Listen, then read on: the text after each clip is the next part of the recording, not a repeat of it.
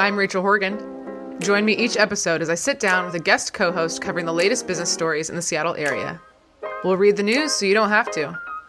This is The Weekly.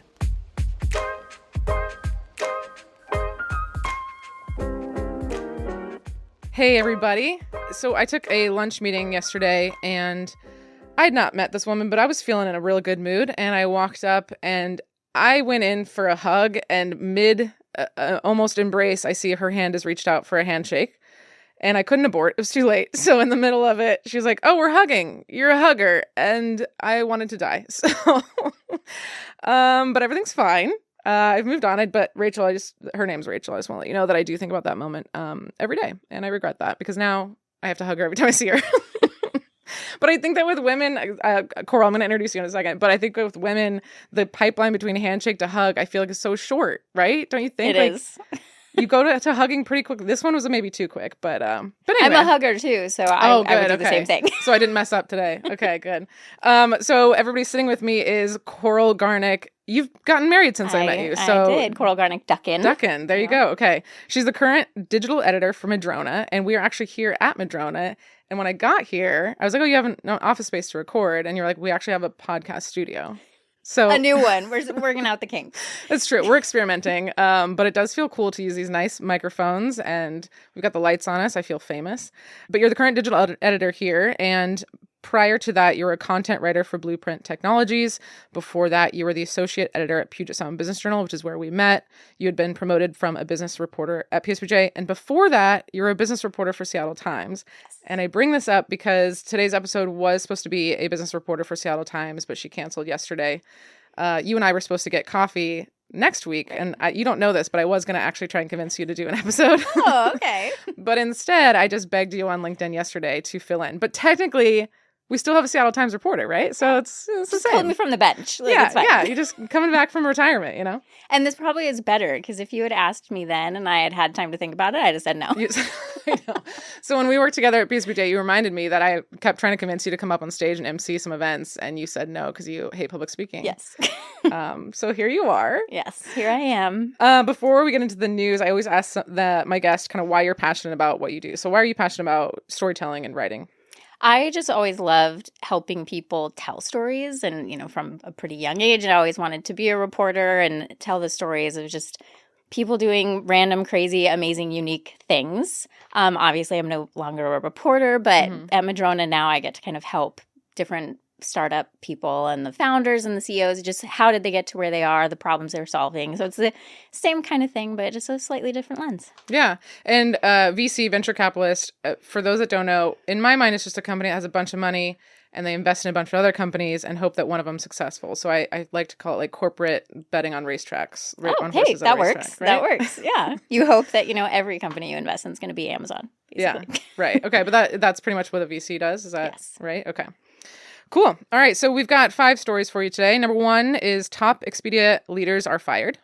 Number 2, there's a bankruptcy for one company that now is resulting in a lot of customers not getting access to their own money. Third story is Amazon's AWS CEO. They've made a change. Somebody stepped down and somebody is replacing him. Number 4, OpenAI's new voice product. And our last one is a local VC is launching a new startup community hub, which will be relevant to your life. So, Coral, are you ready to get into it? Let's do it. Okay. Story number 1, Expedia's CTO, so Chief Technology Officer, and a senior vice president of sort of in their engineering department. So these 2 leaders were fired due to a, quote, violation of company policy. And this happened right after they had a huge kind of product conference internally. Both these leaders had joined the company in 2021. So they'd been with the company for 3 years. And something interesting here, well, I guess I'll say, first of all, we don't know why. They just say violation of company policy. Right. Something to note is that this new CEO came into place, Ariane Gorin, like 2 weeks ago. So the CEO comes in 2 weeks, takes over for Peter Kern, and then immediately fires these 2 people. That is interesting to me. And then the last thing I'll say before we kind of chat about this is that the CTO, Rathi, she told GeekWire she does plan to share her story eventually. Right. Well, the thing that she also said when she put out kind of her statement, whatever it was that like, I've conducted myself with a commitment to the highest level of integrity. Mhm. So then it's like, okay, well, why are they questioning your integrity? Yeah. What happened? Right. And of course, my brain always goes to the worst case scenario that we're talking sexual harassment, we're Okay, is talking that where yours went? discrimination. But obviously, like for the CTO, this is a woman, so it's not as I common. thought, okay, but I'm so glad you said that because my first thought was like, oh, they're hooking up.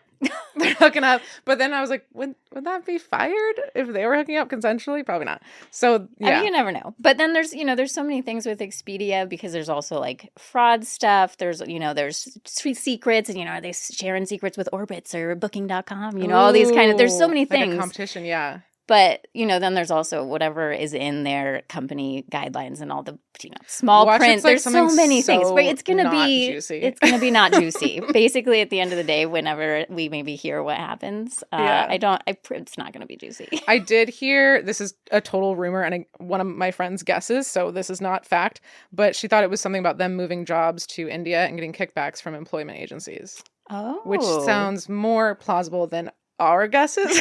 That does, yes. One of the things that I was like, or, they're like getting their friends cheap hotel rooms for their vacations or something. I have no idea. Okay, so then it's like, if you're a new CEO, these are two big leaders in the company. Yeah. Would you come in and fire them both at the exact same time if it was like something, like how bad does it have to be? Well, and that's the to thing, mess this up like that? To come in and make that immediate change, that's what leads your brain down the like, oh, this is kind of bad Something's bad, path. yeah. Like something happened and they immediately got pushed out. So. Right. Because it's not uncommon for a CEO to come in and make changes to leadership. Yeah, there's this always going to seems be different. changes. Yeah. The last thing I want to mention on this is the idea of NDAs. So her statement says, I look forward to telling my story soon.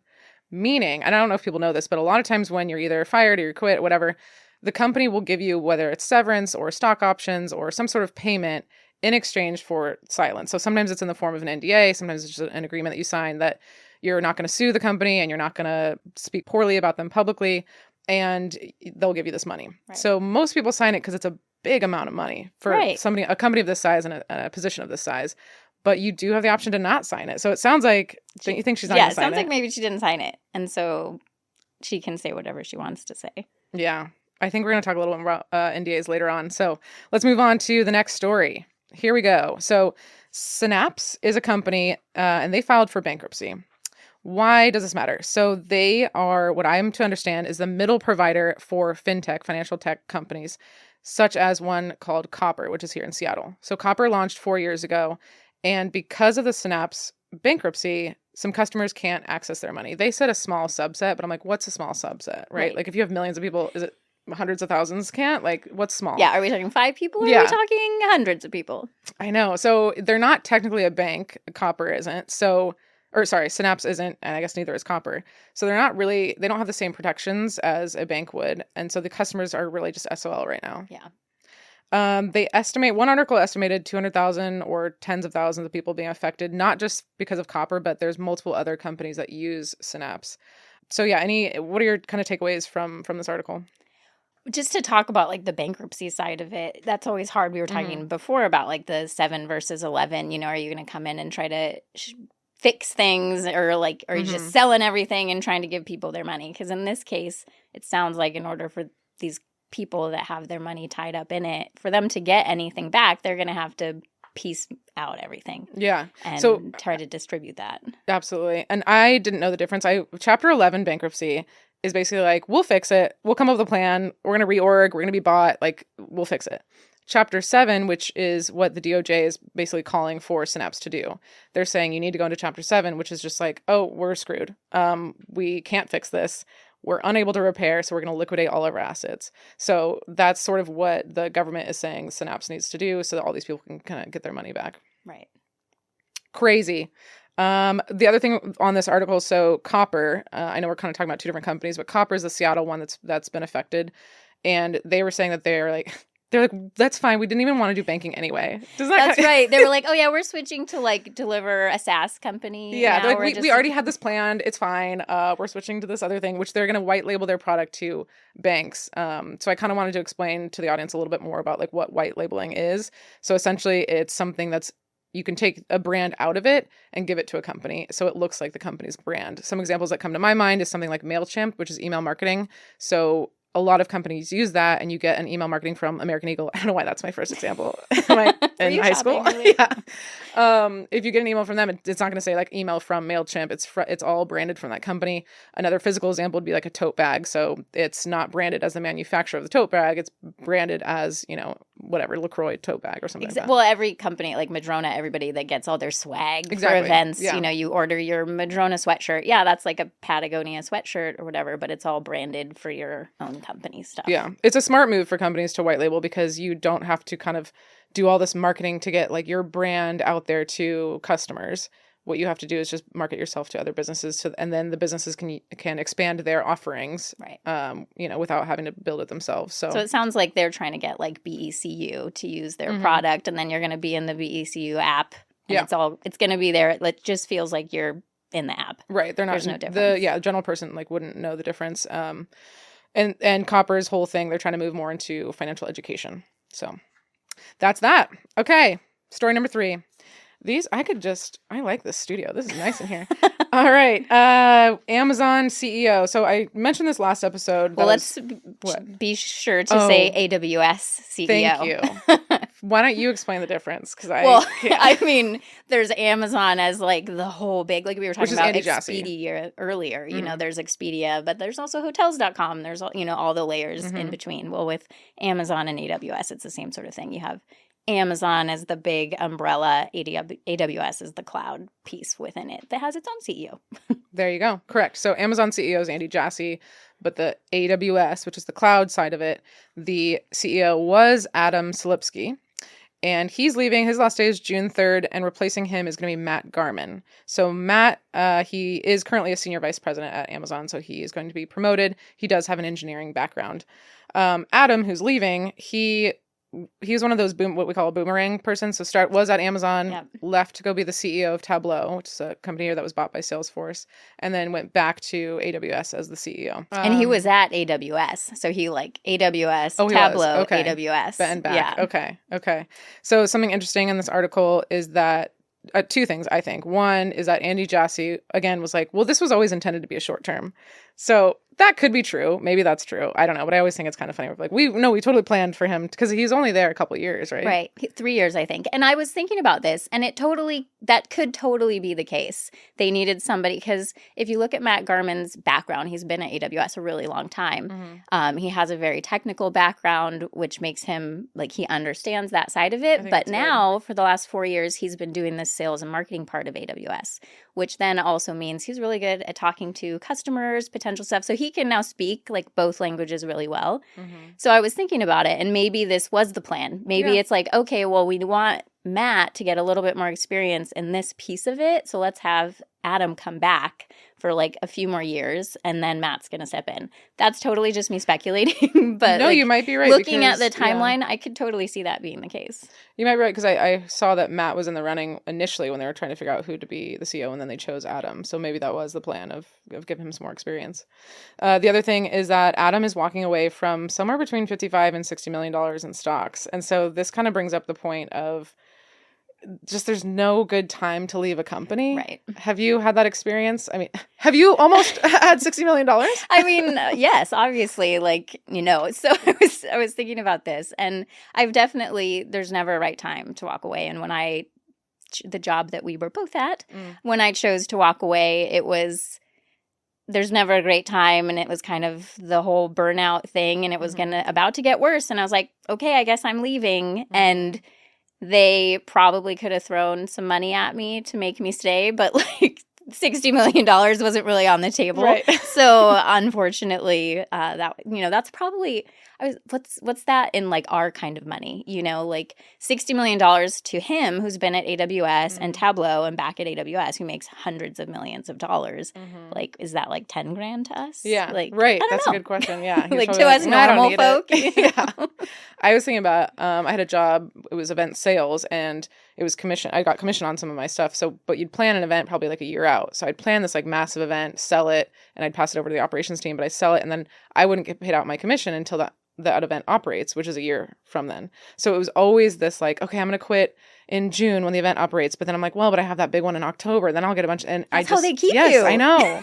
So I think there's a lot of people in leadership and tech positions that probably want to leave, and it's hard to walk away from that money. Yeah. But then at the same time, they make so much money. So Yeah, then I know. it probably was easier for him to walk away from that because like what he made like 150 million over the couple years he was there. Something like that, I was reading, yeah. I can't remember the number off the top of my head, but he made a lot. Yeah, my goodness. Is there anything else you want to say on this one? I'll just say that Matt Garman, which I can't not say both his names because so he's been to the last couple AI summits that we've done with Madrona. He's always one of the big keynote speakers. And we have Matt McElwain, obviously, and then there's Matt Garman. And so I have to say both names. Matt McElwain is. Matt McElwain is one of the managing directors here at Madrona, and he's the one that runs the AI summit, the Intelligent Application Summit that we put on. And Matt Garman just said that, confirmed that he's going to speak at that again this year. So we're looking forward to it. And did you have that confirmed before this change? I think they were talking. I mean, they know each other, and so they had been talking about it. I don't know at what point like the actual I was gonna say confirmation happened. Kind of a lucky situation because now you have the AWS Pro CEO. Cool. All right, moving on to our fourth story. This one has gotten a lot of national attention, but it is at its core a Seattle story.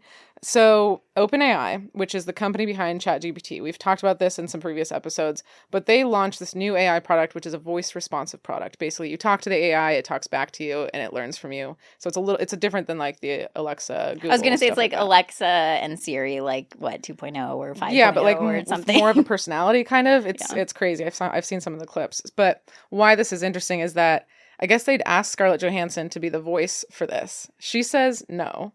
Then they launch it, and it sounds eerily similar to Scarlett Johansson. So she comes out, gets like a lawyer, and is basically like, "What are you doing? Absolutely not." Right. And so then they pull this product back, and they actually while end up still taking it off. saying that like no, this didn't have anything to do with her. We had a voice actor and all this kind of stuff. Right. But then they took it down. So it's like there's got to be some guilty. So if you're wondering why this is interesting with Scarlett Johansson, there was a movie in 2013. It's called Her, and it was a sci-fi movie about a guy who falls in love with this AI product. Right. And it was voiced by Scarlett Johansson. So Sam Altman is the CEO of OpenAI. He posts on Twitter, now X, whatever. He posts and it just says her. So he knows what he's doing. Right. But okay, so it's one of those like you just do it and ask for forgiveness later, maybe. I don't know. So we've talked about this. I don't want to spend too much time on the background, but it is interesting that OpenAI, the board basically last year was like, Sam, you're out. We're firing the president. And Microsoft was like, that's fine. We'll take him. We'll start our own AI thing. And all of the employees at OpenAI were like, well, if you're taking Sam, like, we're all quitting too. We're all going to Microsoft. Right. And I remember at that time being like, do you guys think the board like knows something that we don't? I think everybody wondered that. Right? Yeah, everybody wondered that. And now I feel like, is this it? Is this what the board knew? Is that like... They was obsessed with Scarlett Johansson. Not that, but they're going to launch this like voice thing that could have problems, because I was seeing this thing on TikTok, and I guess trigger warning, but they think that this woman was murdered, and it was covered up saying that it was a suicide because they had the 911 call that was her voice saying that she was going to commit suicide, and people are like, I think that's AI.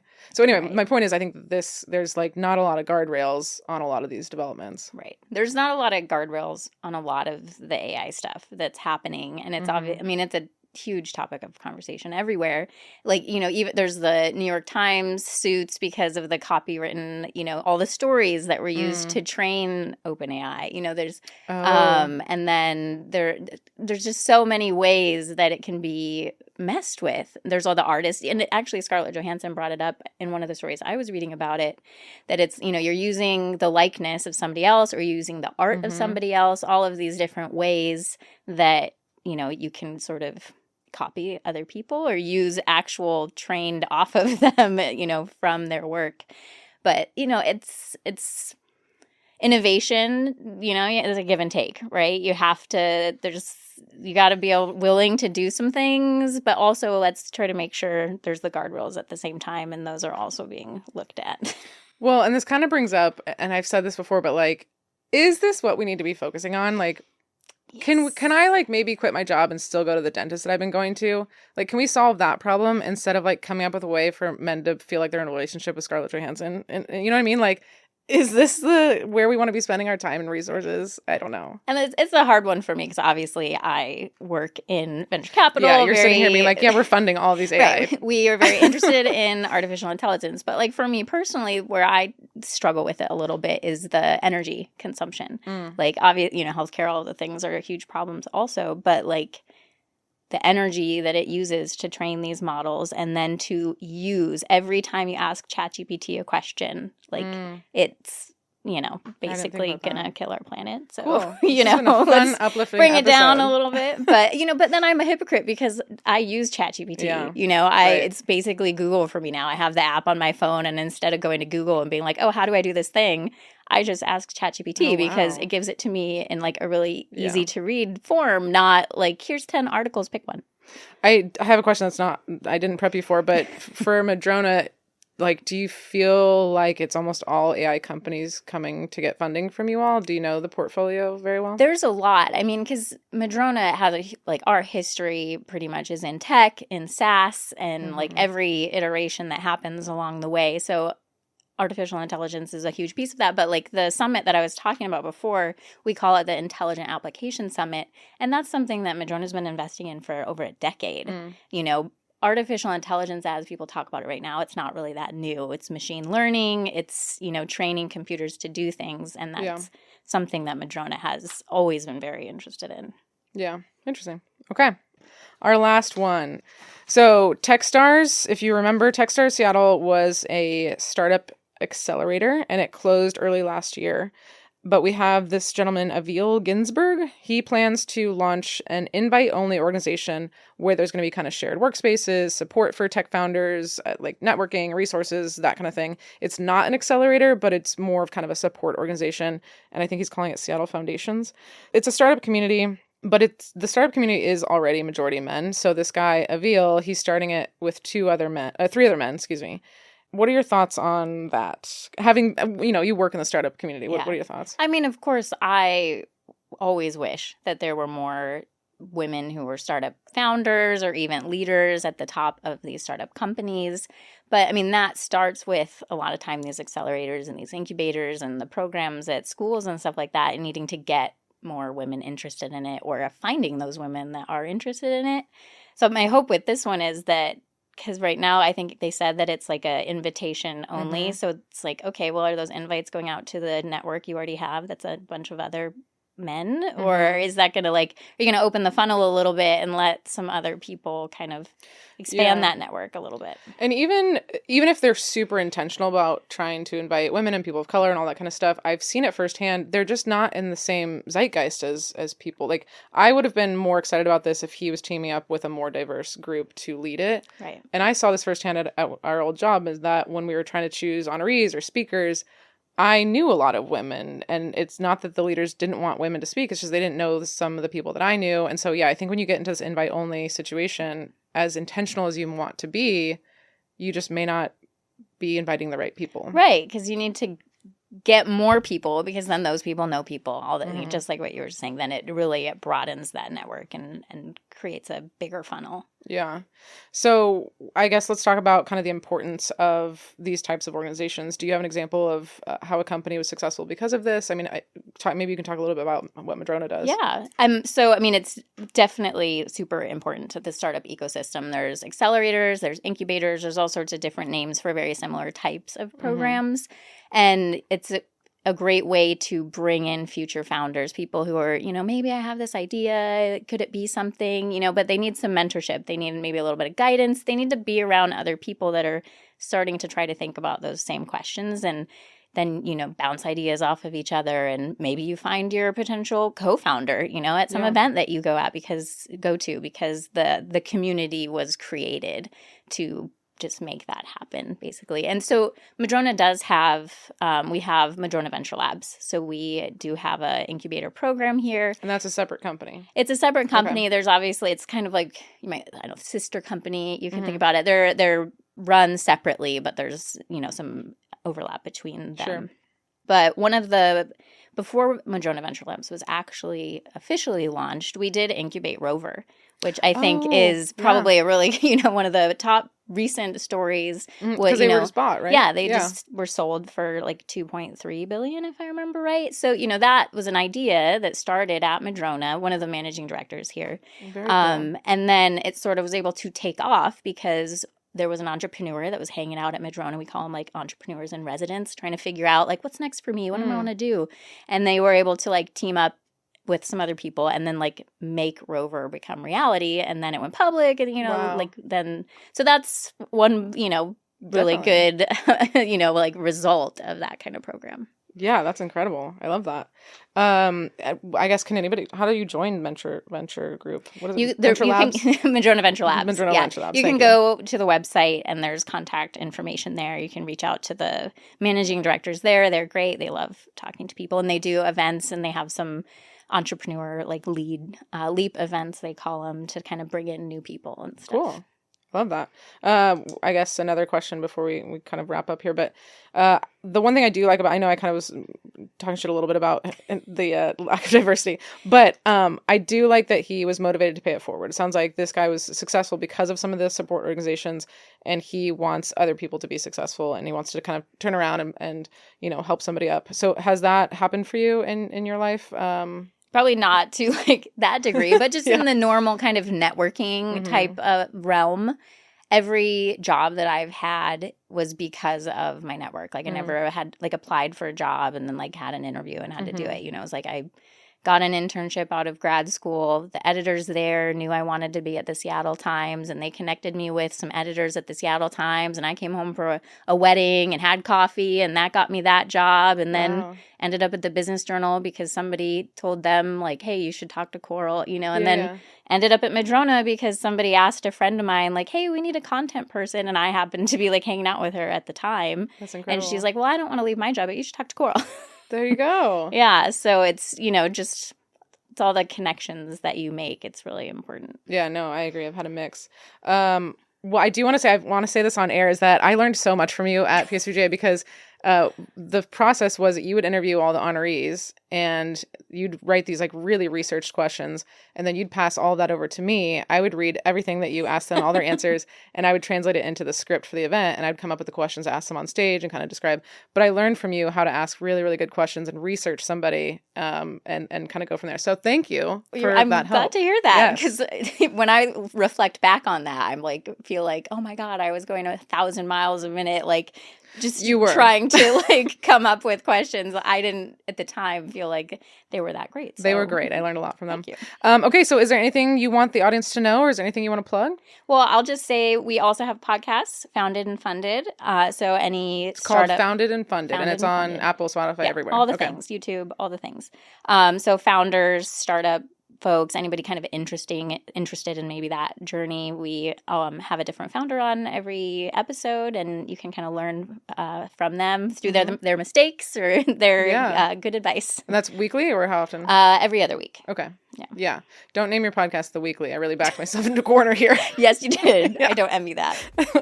Well, Coral, thank you so much for sitting down with me. Thank you for letting me use the studio and test it out with you. And it's been so fun, and I appreciate you sitting down with me. Yeah, of course. It's great to be here. This has been The Weekly. Make sure to check back next Sunday for the latest local business news. We love listener feedback, so if you have any story suggestions, comments, or complaints, email us at theweeklyseattle@gmail.com. We'll see you next time.